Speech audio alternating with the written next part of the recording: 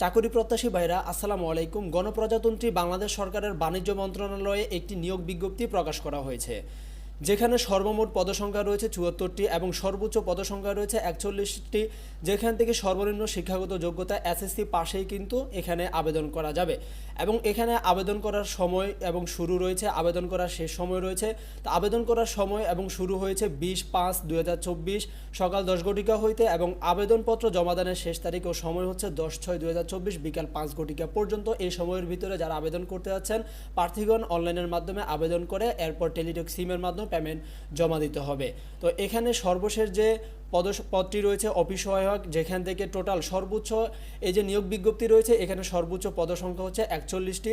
তো সর্বশেষ যেটি রয়েছে অফিস সহায়ক, এখানে শিক্ষাগত যোগ্যতা হচ্ছে এসএসসি পাশে এখানে আবেদন করা যাবে। এখানে অফিস সহায়ক গ্রেড হচ্ছে ২০তম বেতন স্কেল ৮,২৫০ হতে ২০,০১০ টাকা পর্যন্ত। যে সকল জেলার প্রার্থীগণ এখানে আবেদন করতে পারবে: ঢাকা, গাজীপুর, মুন্সিগঞ্জ, ফরিদপুর, মাদারীপুর, শরীয়তপুর, কিশোরগঞ্জ, টাঙ্গাইল, ময়মনসিংহ, শেরপুর, চট্টগ্রাম, বান্দরবান, কক্সবাজার, ব্রাহ্মণবাড়িয়া, কুমিল্লা, খাগড়াছড়ি, ফেনী, লক্ষ্মীপুর, রাঙ্গামাটি, জয়পুরহাট, নাটোর, বগুড়া, দিনাজপুর, মাগুরা, নড়াইল, চুয়াডাঙ্গা, মেহেরপুর, বরিশাল, ভোলা, ঝালকাঠি, ফিরোজপুর, পটুয়াখালী, সিলেট, মৌলভীবাজার, সুনামগঞ্জ, হবিগঞ্জ। তবে এতিম ও শারীরিক প্রতিবন্ধীগণের ক্ষেত্রে সকল জেলার প্রার্থী আবেদন করতে পারবেন। এরপর যে পদটি রয়েছে অফিস সহকারী কাম কম্পিউটার মুদ্রাক্ষরিক, গ্রেড ১৬তম বেতন স্কেল ৯,৩০০ থেকে শুরু করে ২২,৪৯০ টাকা। এখানে পদসংখ্যা রয়েছে ২১টি।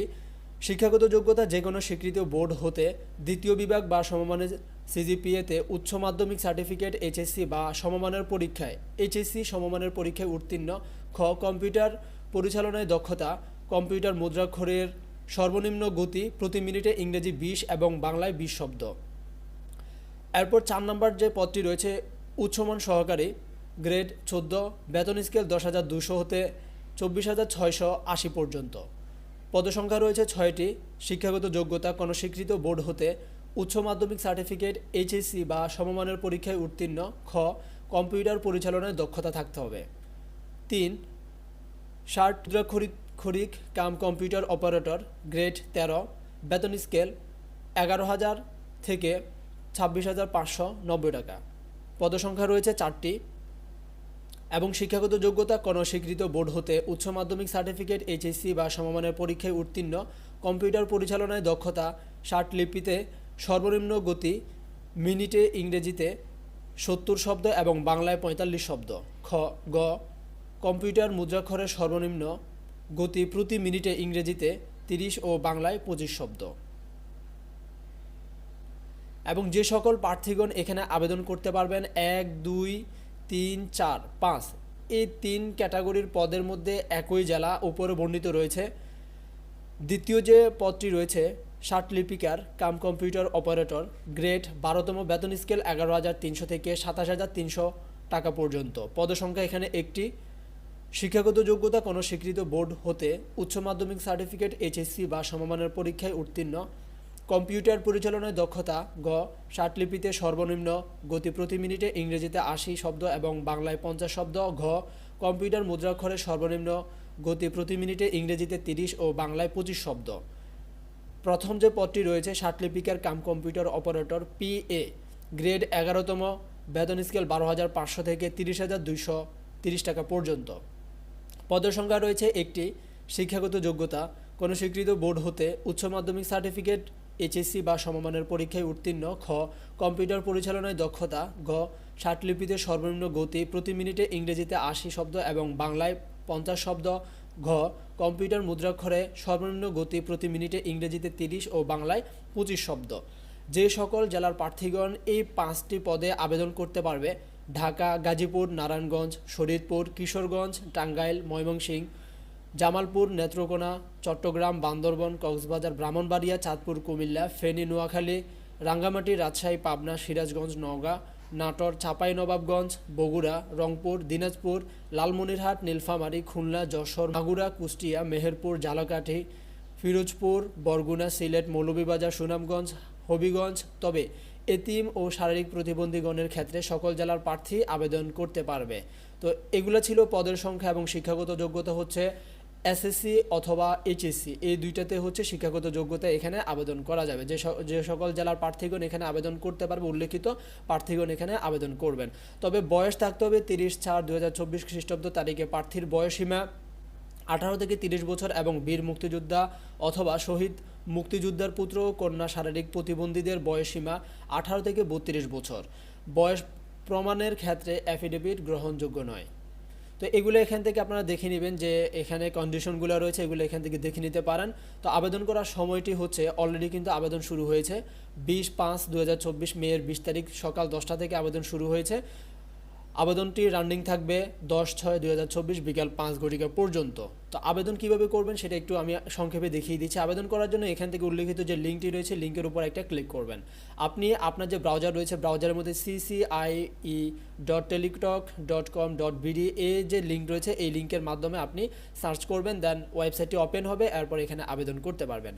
আবেদন করার জন্য এখান থেকে যে দেখতে পারতেছেন অ্যাপ্লিকেশন ফর্ম রয়েছে, click here to apply online রয়েছে, জাস্ট এখানে একটা ক্লিক করবেন।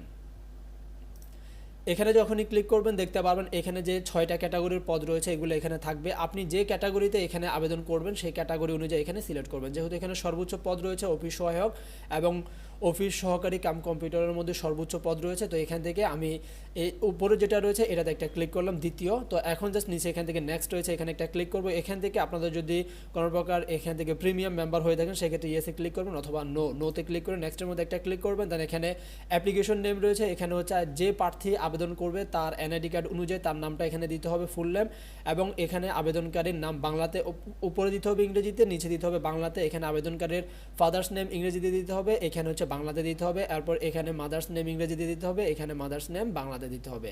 এরপর এখানে ডেট অফ বার্থ দিতে হবে, এখান থেকে ন্যাশনালিটিটা বাংলাদেশি থাকবে। রিলিজিয়ন রয়েছে এখান থেকে ইসলাম দিয়ে দিবেন। এরপর এখান থেকে আপনার রিলিজিয়ন অনুযায়ী আপনি এখানে দিবেন। এরপর এখানে জেন্ডার সিলেক্ট করবেন। এরপর এখান থেকে ন্যাশনাল আইডি রয়েছে এখানে ক্লিক করে ইয়েসের মধ্যে ক্লিক করে এখান থেকে ন্যাশনাল আইডি কার্ড নাম্বারটা এখানে দিয়ে দিবেন। এরপর এখান থেকে বার্থ রেজিস্ট্রেশন রয়েছে, আপনার যদি ন্যাশনাল আইডি কার্ড না থেকে থাকে সেক্ষেত্রে বার্থ রেজিস্ট্রেশন ইয়েসের মধ্যে ক্লিক করে নাম্বার দিয়ে দিবেন অথবা নোতে ক্লিক করবেন যদি থেকে থাকে। পাসপোর্টের মধ্যে নোতে ক্লিক করে দিতে পারেন। এরপর এখান থেকে ম্যারিটাল স্ট্যাটাস রয়েছে, এখান থেকে আপনি সিঙ্গেল অথবা ম্যারেজ যেটা থাকবে সেটা দিয়ে দিবেন। এরপর এখানে আপনার মোবাইল নাম্বার দিবেন, এখানে মোবাইল নাম্বারটা আবারও কনফার্ম করার জন্য দিবেন, এখানে ইমেল অ্যাড্রেস দিবেন। এরপর এখান থেকে আপনার কোটা যদি থেকে থাকে সেক্ষেত্রে এটা দিয়ে দিবেন অথবা নন কোটা এটাতে একটা ক্লিক করবেন। এরপর এখান থেকে দেখতে পারতেছেন ডিপার্টমেন্টাল স্ট্যাটাস রয়েছে, এখান থেকে আপনি ননের মধ্যে একটা ক্লিক করবেন। এরপর নিচে এখান থেকে দেখতে পারতেছেন অ্যাড্রেস দিতে হবে, প্রেজেন্ট অ্যাড্রেস। এখানে কেয়ার অফের মধ্যে আপনার অভিভাবকের নামটা দিয়ে দিবেন, পিতার নাম অথবা মাতার নাম দিয়ে দিবেন। এরপর এখানে ভিলেজ নেম দিবেন, এখানে ডিস্ট্রিক্ট দিয়ে দিবেন। এরপর এখান থেকে ডিস্ট্রিক্ট দেওয়া হয়ে গেলে নিচে এখানে উপজেলা আছে উপজেলা দিয়ে দিবেন। এরপর এখান থেকে পোস্ট অফিস দিয়ে দিবেন, পোস্ট অফিসটা লিখে দিবেন। এরপর এখানে পোস্ট কোডটা দিয়ে দিবেন। তো এরপর এটা দেওয়া হয়ে গেলে এখান থেকে আপনি জাস্ট এখানে একটা ক্লিক করবেন, এখানে ক্লিক করলে কিন্তু এই ফর্মটা এখানে পূরণ হয়ে যাবে। ফর্মটা পূরণ হওয়ার পর এখান থেকে যে দেখতে পারতেছেন এখানে এসএসসি আপনার যে লেভেল রয়েছে এটা এখানে দিয়ে দেবেন, এসএসসির ইনফরমেশন। এখান থেকে আপনি এটাতে একটা ক্লিক করবেন এসএসসি অথবা দাখিল। এরপর এখানে রোল নাম্বার দিবেন, এখানে হচ্ছে গ্রুপ দিবেন। এরপর এখান থেকে যে দেখতে পারতেছেন গ্রুপ এখানে রয়েছে, এখানে বিজনেস স্টাডিজ রয়েছে, জেনারেল রয়েছে, এরপর এখানে হিউম্যানিটিস রয়েছে, সায়েন্স রয়েছে, আদার্স রয়েছে। তো আপনারা এখান থেকে যেটা ওইটা অনুযায়ী দিয়ে দেবেন। এরপর এখানে বোর্ড রয়েছে, বোর্ডের মধ্যে ক্লিক করে এখান থেকে আপনি বোর্ড দিয়ে দিবেন। এরপর এখান থেকে রেজাল্ট দিয়ে দিবেন, রেজাল্টটা এখান থেকে আপনারা এসএসসিতে দেওয়ার ক্ষেত্রে আউট অফ 5 দিয়ে দিবেন। এরপর এখান থেকে যে দেখতে পারতেছেন পাসিং ইয়ারটা দিয়ে দিবেন। পাসিং ইয়ার দেওয়া হয়ে গেলে এখান থেকে এই যে দেখতে পাচ্ছেন এখানে হচ্ছে আপনার পয়েন্টটাও কিন্তু দিতে হবে, আপনার যে এসএসসি যে পয়েন্টটা পাইছেন সেটা দিতে হবে। এরপর এখানে এইচএসসির লেভেলটা এখানে দিয়ে দিবেন, এখানে এক্সামিনেশন দিয়ে দিবেন এইচএসসি অথবা আলিম। এরপর এখানে রোল নাম্বার দিবেন, এখানে সাবজেক্ট দিবেন, এখান থেকে হচ্ছে বোর্ড দিবেন, এখানে রেজাল্ট দিবেন, রেজাল্ট দেওয়া হয়ে গেলে এখানে পয়েন্টটাও দিয়ে দিবেন। এরপর এখানে পাসিং ইয়ারটা দিবেন। তো এগুলোই ছিল, এখানে আর কোনো কিছু দিতে হবে না। আর যদি কারো থেকে থাকে সেক্ষেত্রে নিচে এখান থেকে যে দেখতে পারতেছেন এখান থেকে গ্র্যাজুয়েশন লেভেলটাও দিতে পারেন। তো এখান থেকে যার যেটা রয়েছে আর কি, তো সেটা দিবেন। দেওয়ার পর নিচে এখান থেকে আপনাকে এই যে দেখতে পারতেছেন এখানে একটা ক্লিক করে এখানে ইয়েসের মধ্যে ক্লিক করতে হবে। Do you have computer skills, আপনার এই কম্পিউটার সম্পর্কে দক্ষতা আছে কিনা এটা এখানে ইয়েসের মধ্যে ক্লিক করে দেবেন এবং এখানেও ইয়েসের মধ্যে ক্লিক করে দেবেন। এই টাস্কগুলো অনুযায়ী যদি আপনার দক্ষতা থেকে থাকে সেক্ষেত্রে আপনি ইয়েসে ক্লিক করবেন। এরপর এখান থেকে এই যে দেখতে পাচ্ছেন একটা ক্যাপচা রয়েছে, ক্যাপচাটা দিয়ে এখান থেকে জাস্ট হচ্ছে একটা চেকমার্ক দিবেন। এরপর সাবমিটে ক্লিক করবেন। সাবমিটে ক্লিক করার পরবর্তী ধাপের মধ্যে আপনাকে যেটা চাইবে সেটা হচ্ছে আপনার একটা ফটো দিতে হবে যেখানে 300x300 আপনার থাকতে হবে। তো এরপর হচ্ছে একটা সিগনেচারও কিন্তু আপনাকে দিতে হবে, যেটা হচ্ছে এই যে ফর্মটি রয়েছে ফর্মের মধ্যেও কিন্তু আপনারা বিস্তারিত এখান থেকে দেখে নিতে পারবেন আপনাদেরকে কী সাইজের ফটো দিতে হবে এবং কী সাইজের আপনাদের সিগনেচার দিতে হবে। এটা হচ্ছে এই যে ফর্ম রয়েছে, ফর্মের মধ্যে আসলেই কিন্তু আপনারা এখান থেকে দেখে নিতে পারবেন আপনাদের যে সাইজ রয়েছে সাইজ অনুযায়ী কিন্তু আপনারা দিবেন। তো যখন আপনাদের এখান থেকে আবেদনটা কমপ্লিট হবে, যে দেখেন 300/300 হচ্ছে আপনার ছবি এবং 300/80 হচ্ছে আপনার একটা সিগনেচার দিতে হবে, যেটা হচ্ছে 60 কেবির মধ্যে থাকতে হবে এবং ছবিটা থাকতে হবে 100 কেবির মধ্যে। তো এরপর যখন আপনার আবেদনটা সাবমিট হবে, সাবমিটের মধ্যে ক্লিক করবেন। তো আবেদনটা সাবমিট হওয়ার পর আপনাকে একটা ইউজার নেম দেওয়া হবে। উক্ত ইউজার নেমের মাধ্যমে আপনাকে টেলিটক সিমের মাধ্যমে আপনার ক্যাটাগরি অনুযায়ী, এখান থেকে দেখেন আপনার ক্যাটাগরি অনুযায়ী আপনাকে পেমেন্ট করতে হবে। 6 নং ক্রমিকের জন্য 100 টাকা এবং এখান থেকে দেখতে পারতেছেন 1-2 নংয়ের জন্য 300 টাকা। এরপর হচ্ছে এখান থেকে এই যে অতিরিক্ত একটা চার্জ রয়েছে 35 টাকা, যেখানে হচ্ছে 335 টাকা। 3-4-5-এর জন্য 200 টাকা অতিরিক্ত, অর্থাৎ টেলিটক চার্জ রয়েছে 23 টাকা, টোটাল 223 টাকা। আর 6 নংয়ের জন্য হচ্ছে 100 টাকা, এরপর টেলিটক চার্জ রয়েছে 12 টাকা, টোটাল 112 টাকা। আপনি আবেদন করার 72 ঘন্টার ভিতরেই কিন্তু আপনাকে এটা জমা দিতে হবে। তো কীভাবে জমা দেবেন, প্রথম SMS এখানে দেখেন, আপনি আপনার টেলিটক সিমের মধ্যে যাবেন, টেলিটক সিমের যে মেসেজ আছে মেসেজের মধ্যে যাবেন, যাওয়ার পর আপনি নিচে লিখবেন CCIE, এরপর একটি স্পেস দিবেন। এরপর আপনার যে ইউজার নেমটা আপনি আবেদন করার সময় পাইছেন ওই ইউজার নেমটা এখানে দিবেন, দেওয়ার পর আপনি 16222 নাম্বারে আপনি সেন্ড করবেন। তাহলে আপনাকে একটা রিপ্লাই মেসেজ দিবে, যেখানে কিন্তু আপনাকে একটা পিন দেওয়া হবে, আপনার পিন দেওয়া হবে। তো এরপর আপনি এখান থেকে যে কাজটা করবেন, দ্বিতীয় SMS-টা আপনাকে করতে হবে।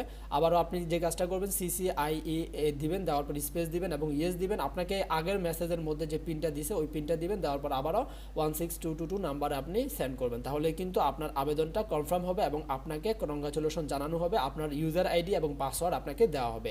পরবর্তী টাইমে আপনি এই ইউজার আইডি এবং পাসওয়ার্ডের মাধ্যমে লগ ইন করে যখন SMS পাবেন, তখন আপনার যে প্রবেশপত্র রয়েছে প্রবেশপত্রটি আপনারা ডাউনলোড করে নিতে পারবেন। তো এই যে সার্কুলারটি রয়েছে এটা আপনারা আমাদের এই ভিডিও ডেসক্রিপশন বক্সে কিন্তু এটা লিঙ্ক পেয়ে যাবেন। আপনারা জাস্ট এই যে সার্কুলারটি রয়েছে এটা ডাউনলোড করেও বিস্তারিত পড়ে নিতে পারবেন।